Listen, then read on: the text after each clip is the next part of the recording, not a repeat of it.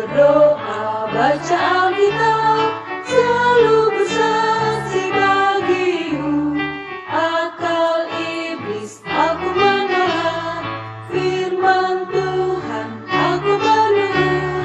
Mulai sekarang sampai selamanya, tetap setia pantang mundur.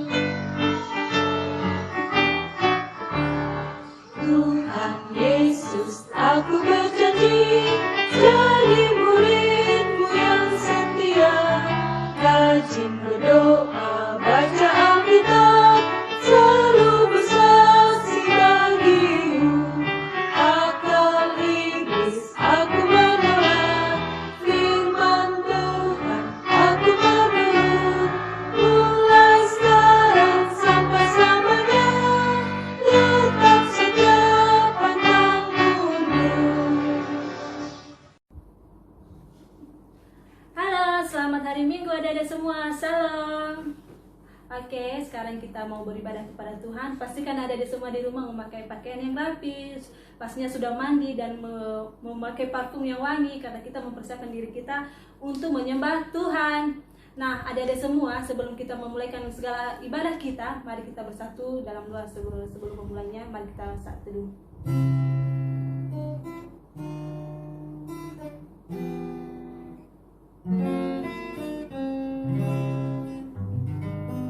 Amin. Nah, adik-adik semua, walaupun kita beribadah di rumah, tetapi kita sangat bersyukur kepada Tuhan.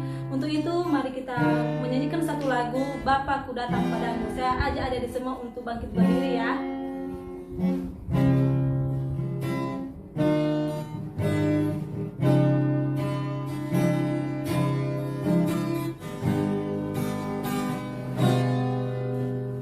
Bapa-Ku datang padamu, naikkan ucapan syukur atas kasih karunia-Mu yang indah setiap hari. Pagi hari, siang hari, sore dan malam hari, tak hentinya mengucap syukur atas kebaikan-Mu. Sekali lagi kita ulangi lagu kita dari semua. Bapa-Ku datang padamu, naikkan ucapan syukur atas kasih karunia-Mu yang indah setiap hari. Pagi hari, siang hari, sore dan malam hari, tak hentinya mengucap syukur atas kebaikan-Mu. Baik adik-adik semua, mari kita bersatu dalam doa. Tuhan Yesus yang baik, Allah yang maha pengasih, Allah yang sangat baik kepada kami. Terima kasih Tuhan Yesus atas berkat Tuhan dalam kehidupan kami selama 1 minggu lamanya. Tuhan telah memelihara kami. Walaupun kami pada saat ini Tuhan tidak secara langsung bertemu, tapi kami yakin dan percaya Tuhan bahwa Engkau hadir di tengah-tengah kami, memberkati ibadah kami Tuhan dari awal, pertengahan hingga kami akhiri nanti Tuhan. Engkau yang selalu bersama-sama dengan kami. Tuhan Yesus berkati semua anak-anak yang beribadah di rumah pada saat ini Tuhan, baik yang ada di rumah dimanapun Tuhan, Engkau berkati dan Engkau tolong mereka Tuhan seperti Engkau menyertai kami di tempat ini. Terima kasih Tuhan, kami bersyukur atas setiap berkat Tuhan dalam kehidupan kami, yang akan nantinya juga Tuhan kami akan mau mendengarkan firman Tuhan. Kami mohon kepadamu Engkau hadir di tengah-tengah kami Tuhan, Engkau berkati, biarlah firman yang kami dengar nanti dapat kami jadikan patokan dalam kehidupan kami sehari-hari. Terima kasih Tuhan Yesus, kami mulai ibadah kami, amin. Adik-adik semua pastinya masih ada semangat kan, apalagi kita beribadah di rumah, jadi kita tidak kendor-kendornya beribadah kepada Tuhan. Untuk itu adik-adik semua, mari kita bernyanyi Ada Satu Sobatku. Bertepuk tangan semua ya.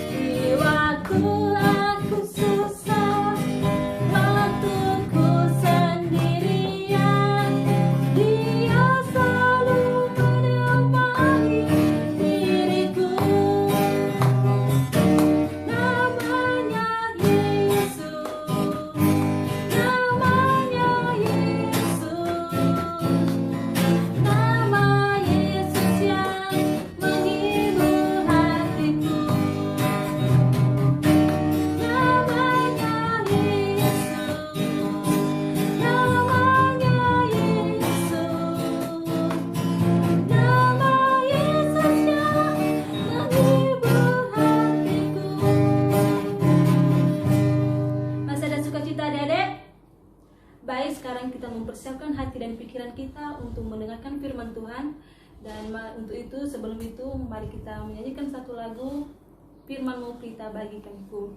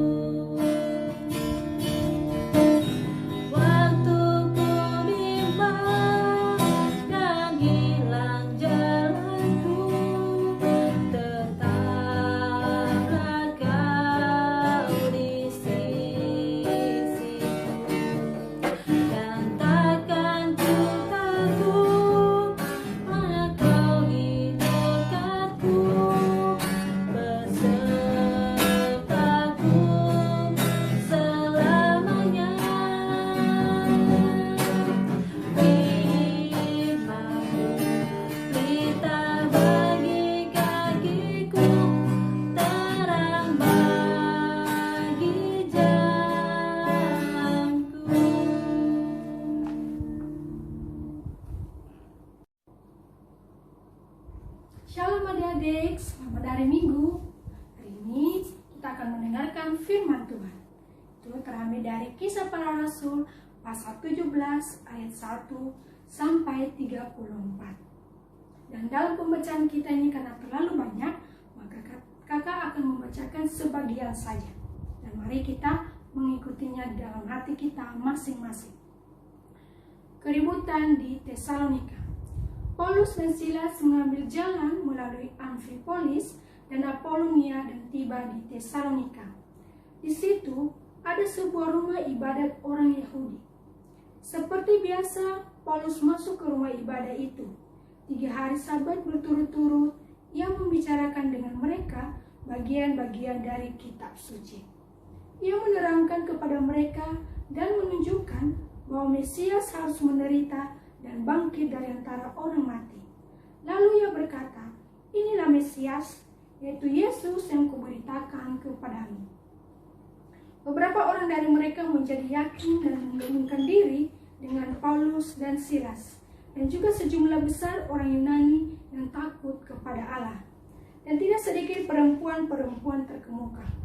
Tetapi orang-orang Yahudi menjadi iri hati, dan dengan dibantu oleh beberapa penjahat dari antara petualang-petualang di pasar, mereka mengadakan keributan dan mengacaukan kota itu. Mereka menyerbu rumah Yason dengan maksud untuk menghadapkan Paulus dan Silas kepada sidang rakyat. Tetapi ketika mereka tidak menemukan keduanya, mereka menyeret Yason dan beberapa saudara ke hadapan pembesar-pembesar kota. Sambil berteriak katanya, orang-orang yang mengacaukan seluruh dunia telah datang juga kemari. Dan Yason menerima mereka menumpang di rumahnya. Mereka semua bertindak melawan ketetapan-ketetapan Kaisar dengan mengatakan bahwa ada seorang raja lain, yaitu Yesus. Ketika orang banyak dan pembesar-pembesar kota mendengar semuanya itu, mereka menjadi gelisah. Tetapi setelah mereka mendapat jaminan dari Yason dan dari saudara-saudara lain, mereka pun dilepaskan. Tetapi pada malam itu juga, segera saudara-saudara di situ menyuruh Paulus dan Silas berangkat ke Berea. Setibanya di situ, pergilah mereka ke rumah ibadat orang Yahudi. Orang-orang Yahudi di kota itu lebih baik hatinya daripada orang-orang Yahudi di Tesalonika. Mereka menerima firman itu dengan segala kerelaan hati, dan setiap hari mereka menyelidiki kitab suci untuk mengetahui apakah semuanya itu benar demikian.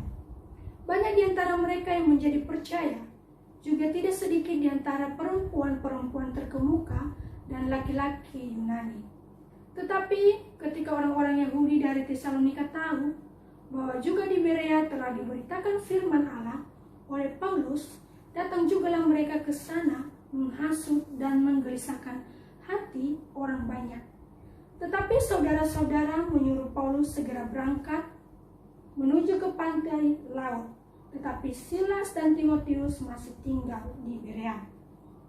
Orang-orang yang mengiring Paulus menemaninya sampai di Athena, lalu kembali dengan pesan kepada Silas dan Timotius supaya mereka selekas mungkin datang kepadanya. Sementara Paulus menantikan mereka di Athena, sangat sedih hatinya karena ia melihat bahwa kota itu penuh dengan patung-patung berhala. Karena itu, di rumah ibadat, ia bertukar pikiran dengan orang-orang Yahudi dan orang-orang yang takut akan Allah. Dan di pasar, setiap hari dengan orang-orang yang dijumpainya di situ. Lanjut di ayatnya yang ke-22, Paulus pergi berdiri di atas Areopagus dan berkata, "Hai orang-orang Athena, aku melihat bahwa dalam segala hal kamu sangat beribadah kepada dewa-dewa.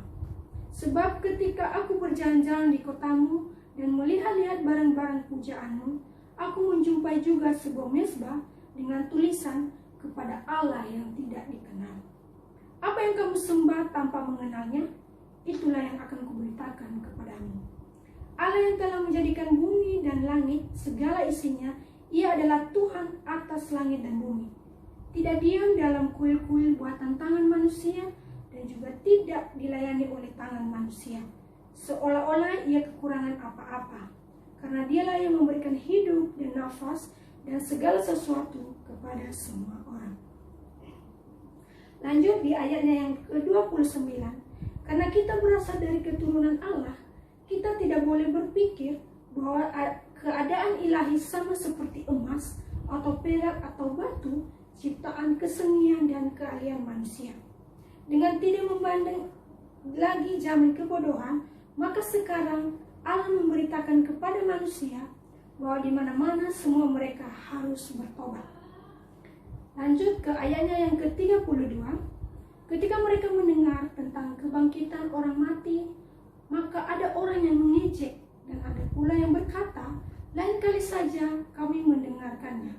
Engkau berbicara tentang hal itu. Lalu Paulus pergi meninggalkan mereka. Tetapi beberapa orang laki-laki menggabungkan diri dengan dia dan menjadi percaya. Di antara juga Dionysius, anggota majelis Areopagus, dan seorang perempuan bernama Damaris, dan juga orang-orang lain bersama-sama dengan mereka. Nah, adik-adik sekalian, kita telah mendengar dan kakak telah membacakan kepada kita bagaimana kisah Paulus dalam menjalankan misinya. Dan sesuai dengan tema kita pada hari ini, yaitu Paulus dianiaya demi Injil.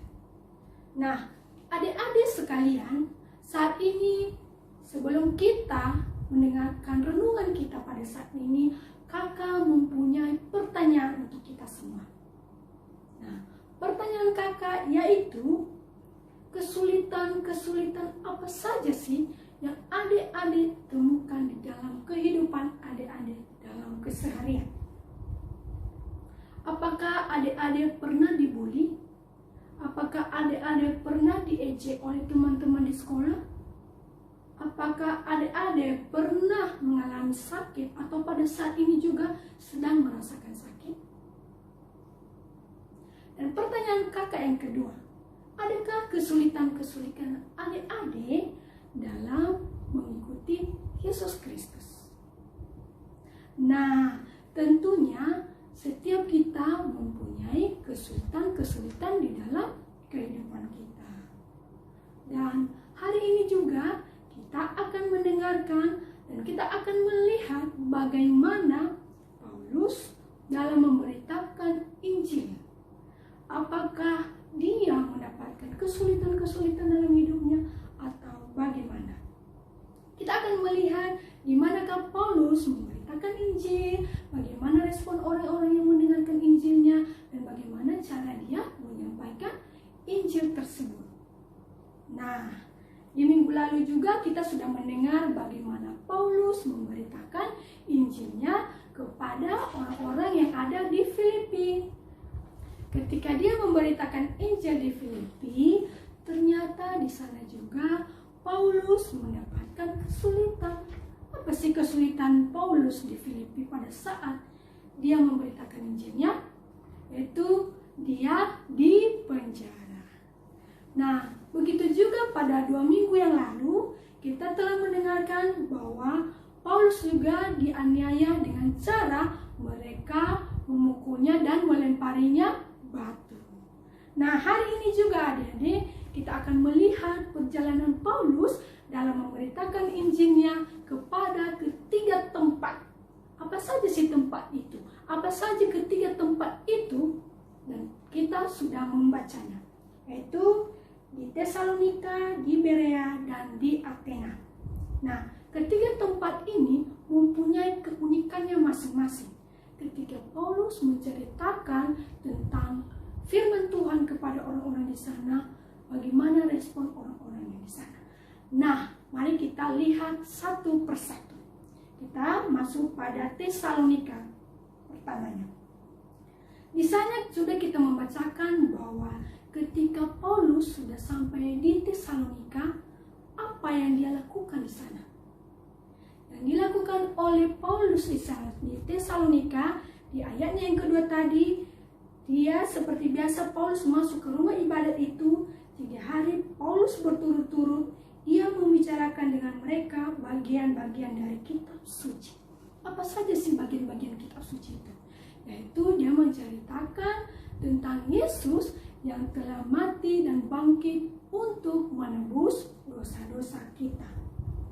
Nah, dalam penceritaan si Paulus, bagaimanakah respon orang-orang yang ada di Tesalonika?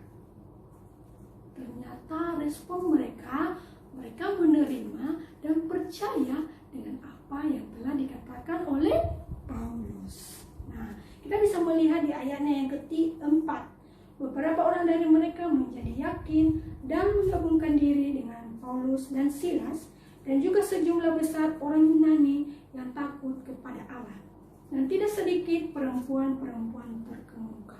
Nah, ini sungguh sukacita yang besar karena Paulus bisa berhasil memberitakan Injilnya kepada orang-orang yang ada di Tesalonika.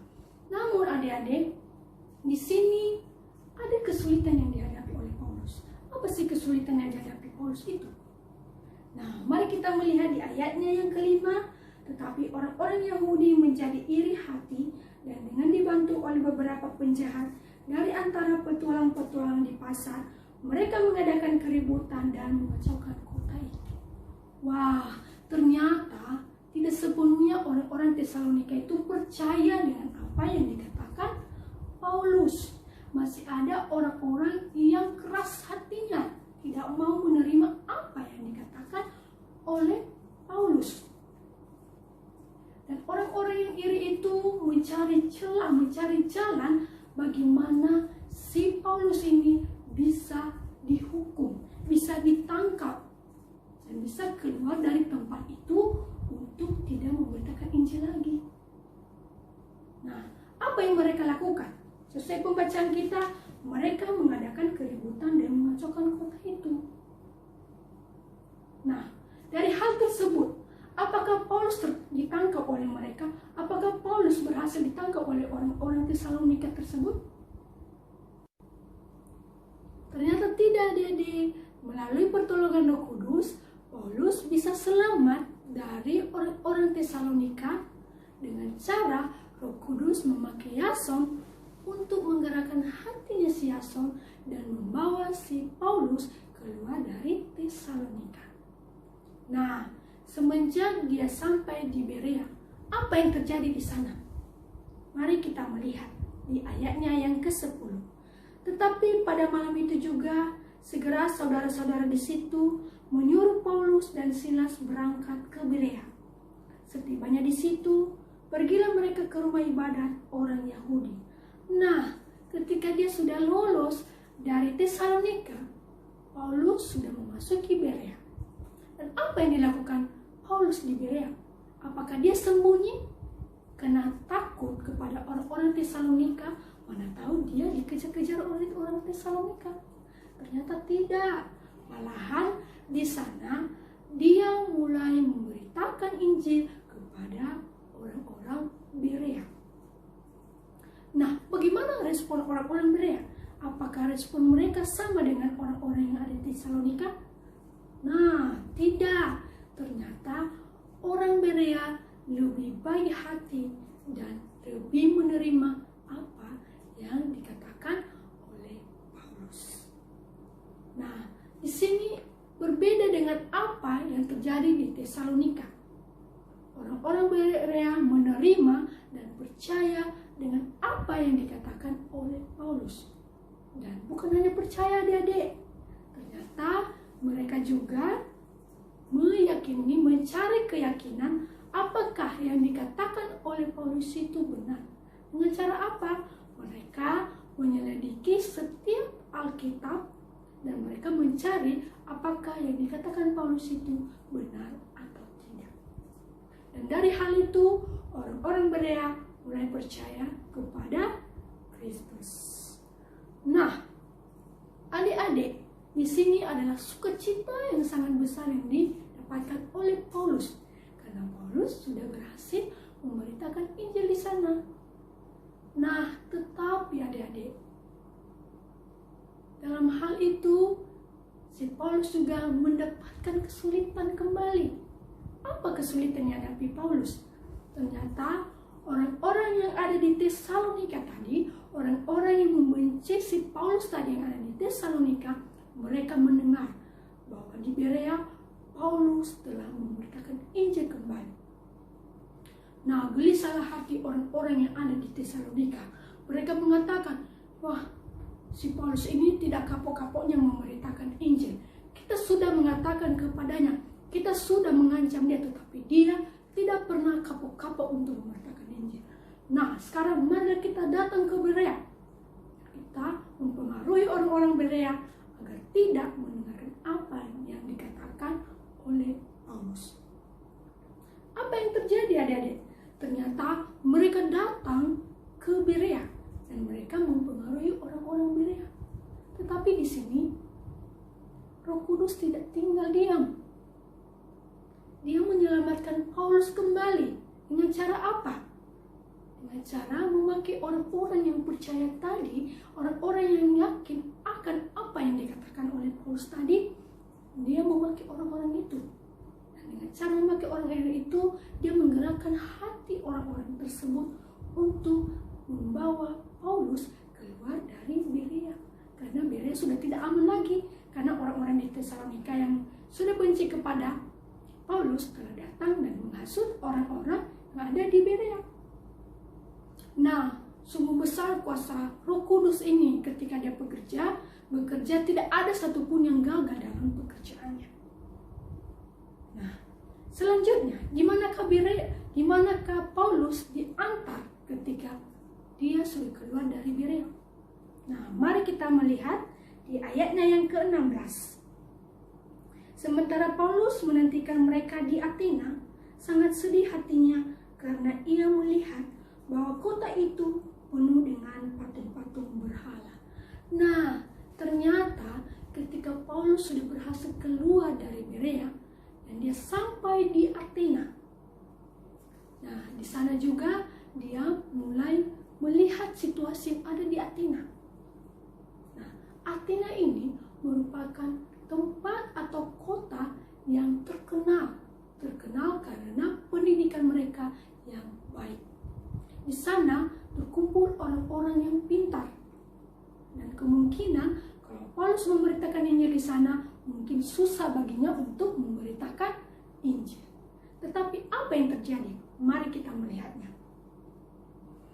Sementara Paulus menantikan mereka di Athena, sangat sedih hatinya karena ia melihat bahwa kota itu penuh dengan patung-patung berhala. Karena itu di rumah ibadat ia bertukar pikiran dengan orang-orang Yahudi dan orang-orang yang takut akan Allah, dan di pasar setiap hari dengan orang-orang yang dijumpainya di situ. Nah, di sini Paulus ketika sampai di Athena, dia melihat situasi di Athena. Ternyata di sana banyak patung-patung. Itu apa sih patung-patung tersebut? Itu digunakan untuk atau digunakan sebagai alat untuk mereka sembah. Jadikan sebagai Allah mereka. Nah, di sini hati Paulus sangat sedih. Wah, ternyata kota ini memang terkenal orang-orang pintar, tetapi secara rohani mereka tidak mengenal siapa itu Kristus. Nah, saat itu juga Paulus mencari cara bagaimana ya sehingga saya bisa memberitakan Injil kepada orang-orang tersebut. Nah, dia mulai datang ke rumah ibadat. Dan di sana dia menceritakan tentang Kristus. Dan setiap hari dia pergi ke pasar untuk menceritakan kepada setiap orang yang bertemu dengan dia. Nah, pada saat itu adik-adik, orang-orang yang mendengar itu terheran-heran. Karena apa yang dikatakan Paulus itu sebelumnya tidak pernah mereka dengar. Dan itu merasa asing bagi mereka. Wah, ini ajaran baru lagi, dari siapa lagi ini? Dan saat itu juga mereka menyuruh Paulus untuk datang ke tempat ibadah mereka. Nah, di situ mereka mengatakan kepada Paulus, "Hei Paulus, jelaskan apa yang kau katakan itu. Kami tidak pernah mendengarkan sebelumnya. Apa sih yang kau ceritakan itu? Tolong ceritakan kepada kami." Nah, secara Paulus dengan hal ini mencari kesempatan. Dan di situ dia mulai mengatakan apa yang dia katakan. Mari kita lihat di ayatnya yang ke-22. Paulus pergi berdiri di atas Areopagus dan berkata, "Hai orang-orang Athena, aku lihat bahwa dalam segala hal kamu sangat beribadah kepada dewa-dewa.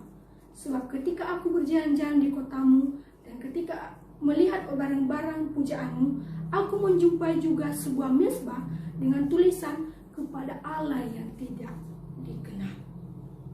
Apa yang kamu sembah tanpa mengenalnya, itulah yang kuberitakan kepada kamu. Nah, di sini ternyata ada kerinduan hati si Paulus untuk memberitakan Injil di sana, agar mereka bisa benar-benar bertobat dan tidak mau menyembah kepada patung-patung. Itu buatan manusia sendiri. Dan di sini mengatakan, hai orang-orang Athena. Di sini dia dengan gagah perkasa mengatakan, hai orang-orang Athena, apa yang kalian sembah itu salah. Dan saya akan memberitakan kepada kalian siapa sih Allah yang kalian kenal itu. Dan saya mengenal dia, siapakah dia. Dan saya akan memberitakan kepada kalian siapakah Allah yang sesungguhnya itu. Allah yang sesungguhnya itu adalah Allah yang menciptakan langit dan bumi dan yang memelihara kehidupan kita. Nah, ketika mereka mendengar hal tersebut, apa dan bagaimana respon orang-orang yang ada di Athena? Apakah mereka menerima atau bagaimana? Nah, mari kita lihat di ayatnya yang ke-32. Ketika mereka mendengar tentang kebangkitan orang mati, maka ada orang yang mengejek, ada yang lain berkata, lain kali saja kami mendengar engkau berbicara tentang hal itu. Lalu Paulus pergi meninggalkan mereka, tetapi beberapa orang laki-laki menggabungkan diri dengan dia dan menjadi percaya, di antara juga Dionysius, anggota majelis Areopagus, dan seorang perempuan bernama Damaris, dan juga orang-orang lain bersama-sama dengan mereka. Nah, ternyata respon orang-orang Athena itu sangat tidak memungkinkan. Ternyata mereka malah mengejek Paulus. Dan mereka mengatakan, wah lain kali saja saya akan mendengarkan apa yang kamu katakan tersebut. Mereka mengejek dengan kata, wah apa yang dikatakan orang gila ini. Dia selalu mengatakan hal ini, hal itu yang tidak masuk di akal saja. Nah, apakah di situ Paulus sudah gagal dalam memberitakan Injil? Ternyata tidak. Di ayatnya yang ke-34, tetapi beberapa orang laki-laki menggabungkan diri. Ternyata di sini dia berhasil. Yang tadinya orang-orang Athena ini adalah orang-orang yang pendirian mereka itu sangat kuat terhadap patung-patung mereka. Tetapi ternyata masih ada orang-orang yang mau percaya kepada Paulus. Apakah hal ini karena kegigihan Paulus?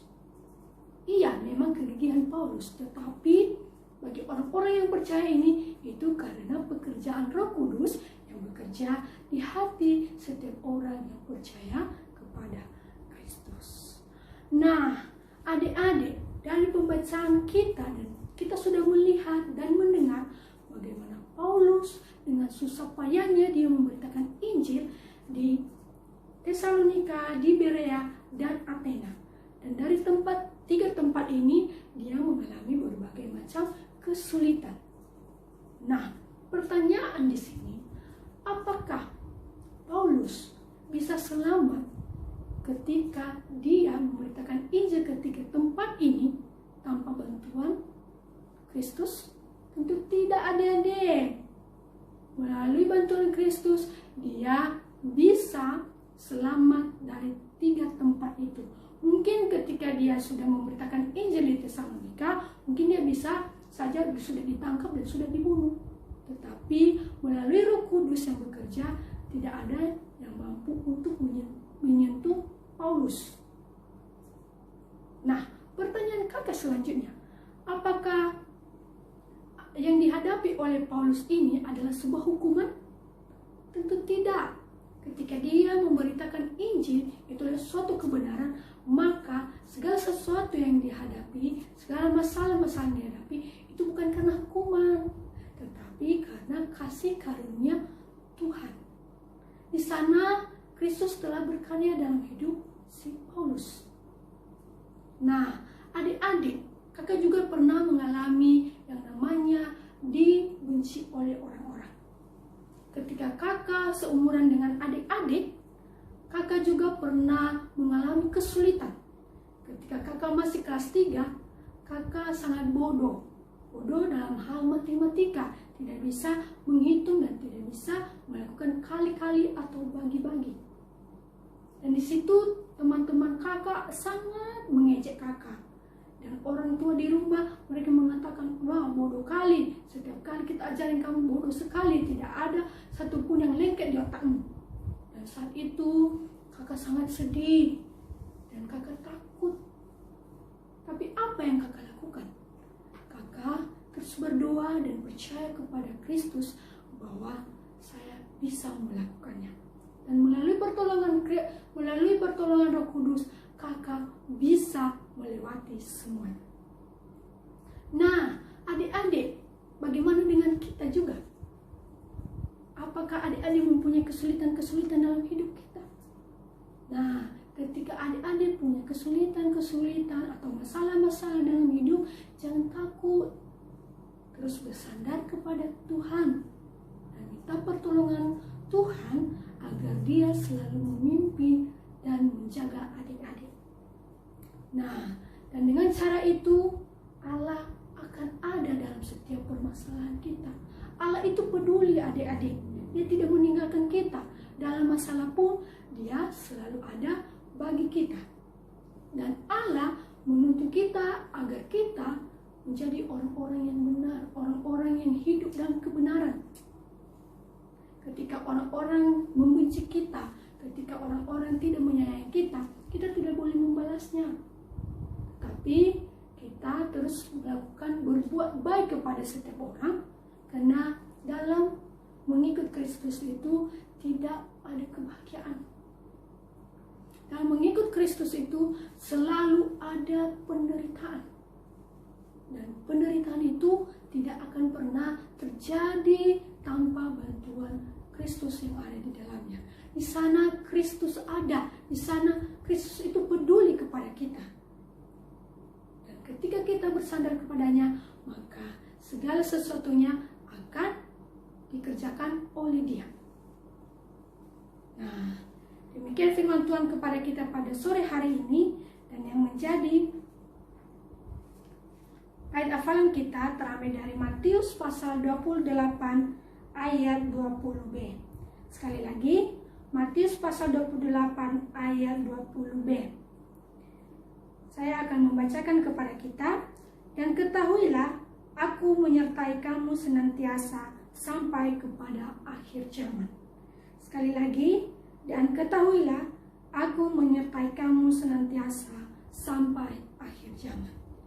Demikian perenungan kita pada hari ini. Tuhan Yesus memberkati. Shalom. Mari kita bersatu dalam doa. Bapa yang berkata di dalam kerajaan surga, kami telah mendengarkan firman-Mu.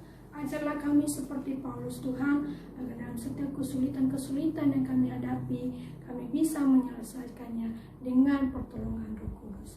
Terima kasih Tuhan, ini kehidupan kami serahkan dalam tangan-Mu. Amin. Baik adik-adik, pastinya semua masih semangat kan? Nah, tadi kita telah mendengarkan firman Tuhan dari Kak Rasari. Nah, semoga firman yang telah kita dengarkan tadi menjadi sumber kehidupan kita di masa yang akan datang. Nah, adik-adik, sebelum kita mengakhiri ibadah kita, mari kita mengumpulkan persembahan kita sambil menyanyikan lagu Allah Sumber Kuatku.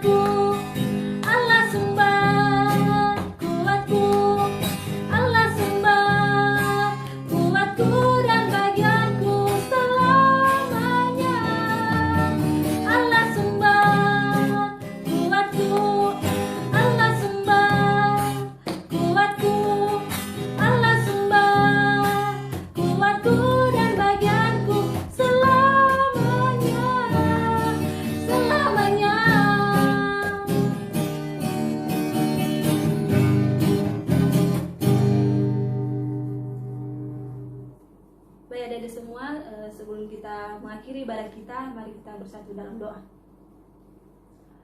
Tuhan, terima kasih atas berkat Tuhan dalam kehidupan kami. Sepanjang tadi kami mulai ibadah kami Tuhan, hingga kami akhiri pada saat ini. Tuhan, terima kasih atas berkat Tuhan dalam kehidupan kami. Tuhan, Engkau berkati persembahan yang telah kami kumpulkan di hadapan Tuhan. Janganlah lihat dari berapa besarnya Tuhan, tetapi lihat dari tangan-tangan yang memberikannya Tuhan. Dan berkatilah setiap tangan-tangan yang mengulurkannya Tuhan, biarlah menjadi persembahan kami ini menjadi yang berbau harum di hadapan-Mu Tuhan. Tuhan Yesus, pada saat ini Tuhan kami mau mengakhiri ibadah kami. Terima kasih juga Tuhan atas firman yang telah kami dengarkan tadi. Biarlah firman-Mu itu Tuhan menjadi sulung bagi kehidupan kami dan terang bagi jalan-jalan kami. Terima kasih Tuhan Yesus, kami akan mau mengakhiri ibadah kami. Kami serahkan dalam tangan-Mu kegiatan kami selanjutnya Tuhan. Engkau yang selalu bersama-sama dengan kami. Berkati kami juga Tuhan di masa pandemi ini. Engkau tolong kami, Engkau berikan kekuatan kami, kepada kami kesehatan yang baik. Berkati semua orang-orang yang terdekat-dekat kami Tuhan, yang lagi sakit Tuhan Engkau kuatkan, dan yang lemah Tuhan Engkau sembuhkan segala penyakit yang mereka rasakan pada saat ini Tuhan. Terlebih Tuhan, jika ada teman-teman kami yang sedang terpapar virus corona pada saat ini Tuhan, mari Engkau ulurkan tangan-Mu untuk menolong mereka dan menyembuhkan mereka. Terima kasih ya Tuhan Yesus, inilah kehidupan kami serahkan di dalam tangan-Mu. Amin. Baik adik, demikianlah ibadah kita pada hari ini. Saya sapa kita semua. Salam.